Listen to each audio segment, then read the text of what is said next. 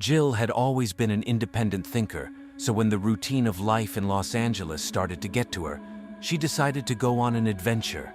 She was so eager to discover who she was that she planned a vacation to Mexico on her own, where she could immerse herself in the country's colorful culture and stunning scenery. The Mexican sun welcomed her on her travels, but she had no idea that her idyllic holiday would soon take a nasty and terrifying turn. She felt like she was being followed through the busy streets of Mexico City. She felt like there was always someone lurking out of the corner of her eye when she walked down the street or shopped in the market.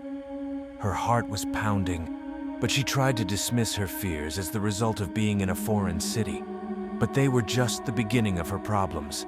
Her bags were not to be seen when she returned to the leased accommodation on the third day of her vacation. She started to freak out when she couldn't find her passport, money, or any of her other necessities. Her eyes started to flood up with tears as she realized how powerless she felt. She went to the police station to report the theft out of desperation. Although the police informed her that they would do their best to investigate, the chances of them finding her belongings were low. The emotional toll of Jill's situation was heavy, and she felt like a defenseless foreigner in her own country. Jill had no way to prove her identity and was stuck in a city where she didn't know the language. She survived thanks to the generosity of total strangers who gave her food and a place to sleep for a while. Jill saw a beggar one night as she walked through a dark alley.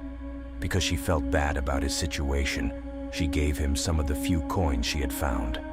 When the beggar's eyes met hers, even for a split second, she sensed an intensity in them that made her shudder.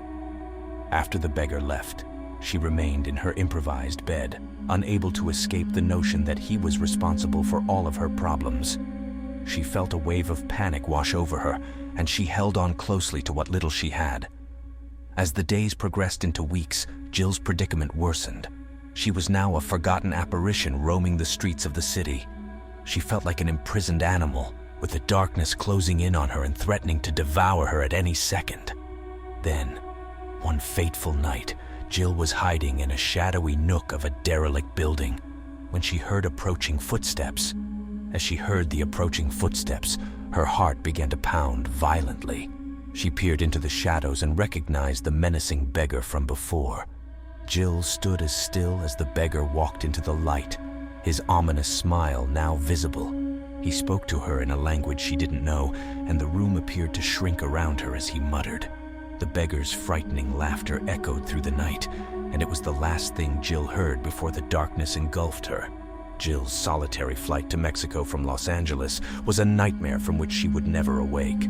Her story's conclusion was a horrifying mystery, hidden in the darkness of a faraway location, and it would stay with those who heard it for the rest of their lives. Bye for now.